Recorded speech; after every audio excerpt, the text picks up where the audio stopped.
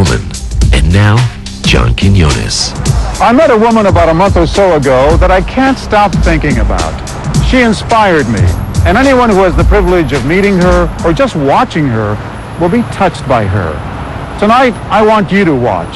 She's a most remarkable woman.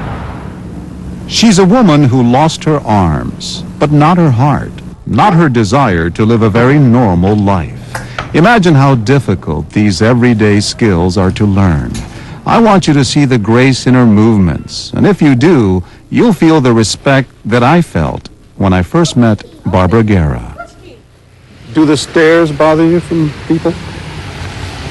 No, I don't notice them much. I used to when I was younger, and, not liking the fact that I was different. It used to bother me. I'd come home crying all the time. I traveled to Mesa, Arizona to meet her, to spend a day in the life of Barb Guerra, driving around town, talking, dining. In fact, witnessing in countless ways how remarkably normal this woman's life has become, beyond all expectations. Do you consider yourself disabled, handicapped? No, I don't. Sure, I do have limitations, but everyone does. I get dressed and put on my makeup and brush my teeth and fix my hair and cook, clean, drive, take care of my own son, everything. Barbara Guerra has no memory of that tragic event that changed her life forever. She was only 2.5 years old, living outside Houston, where this field now is. 20 years ago, there was an apartment complex here. It was a warm summer day. There's not a day goes by that I don't remember that day. Barbie was outside with the neighborhood kids playing in the common areas of the apartment complex. The kids ran into the house and said, "Barbie fell." It was so much worse. The door to this electrical transformer had somehow opened, and Barbie had grabbed the live wires. She was laying down next to it, foaming at the mouth. Her eyes had completely rolled back in her head, and I looked at her hands, and literally they were burned to the bone. There was no flesh left on them at all. They thought for sure that she would not make it that night. And I sat in the emergency room thinking, oh, dear God, if you see fit to let her live, I will do whatever it takes to make her into the best person she can be in life. A mother's promise to a gravely wounded daughter, a promise kept to this very day. What was it like for a little girl to be without her arms? If you look at pictures, I looked very sad at the beginning. Do you think you were angry as a child? I probably was, just because I didn't want to be like this. It was at the Texas Institute of Rehabilitation that Barbara met her first occupational therapist, Diane Atkins. She probably was the most influential patient that I have had in 24 years of clinical practice. Barbie has an incredible spirit. She had it from the day that I met her. It was the beginning of a very long road to recovery, learning to use her feet in place of her hands, starting with the very basics, like turning the crank of a jack-in-the-box. For Barbie to be able to do that on her own, with her toes, turning that little wheel, and then seeing suddenly the clown jump up, was very instantaneous, immediate gratification. She had amazing dexterity skills with her toes, and does to this day. It was clear early on that the use of prosthetic arms was never going to work. They were heavy and awkward, and Barb seemed far happier using her toes. But how do you teach a child to turn her feet into hands?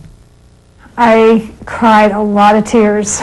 We went to therapy, and Diane would show me a little bit what we needed to do.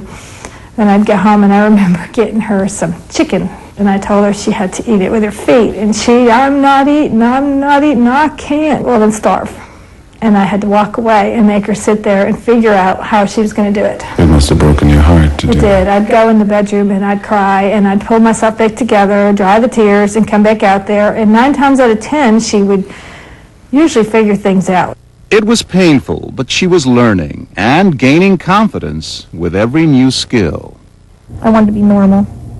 And there was times when I just wanted to just not wake up the next morning just because I didn't want to go through another day. You didn't want to live? Sometimes. Sometimes I didn't want to live. What got you through that? my mom and dad's strength and prayers and support. And looking at the things that you could do. I played soccer, and I was on the swim team, and I was in dance, played the piano and the organ. That's right, the organ. Here's Barbie performing at a church recital, playing Chariots of Fire with her toes. But for every victory, there were more challenges as Barb grew up. None harder than enduring the taunts of other children, and finally the social pressures of the teenage years. Through it all, it was Barb's mother who shared the pain.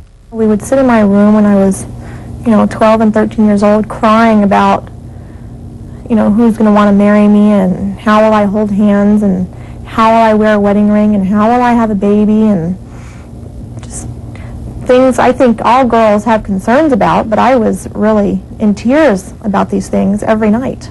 She just didn't realize that she was beautiful, because she was just a little armless girl that nobody would take out and the guys wouldn't date. And I knew her pain and I knew her heartache.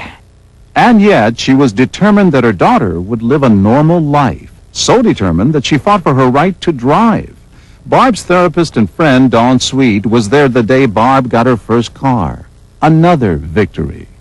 Driving a car, I think that was just amazing. We went down and picked out her car, and she drove off, and I'd pass her on the way to school, and she'd have her foot on the wheel, and she'd be waving at me with the other one in the car as I'm passing her.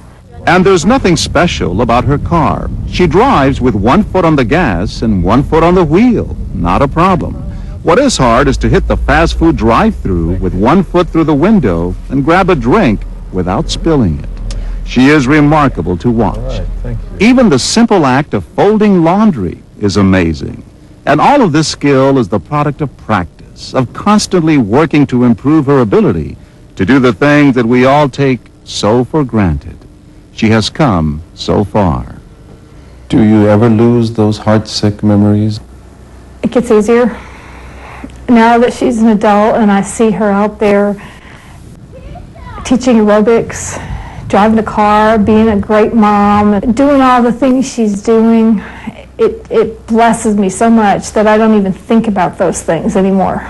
Barb has her own life now. She was married a few years back and has a 2-year-old son. She works in 4 different health clubs as an aerobics instructor. I could spend hours watching her as she moves through her day. Even signing a logbook becomes a complex series of movements as she uses her legs and feet in place of her arms and hands. But there's no struggling, no faltering. Her movements are quick and sure.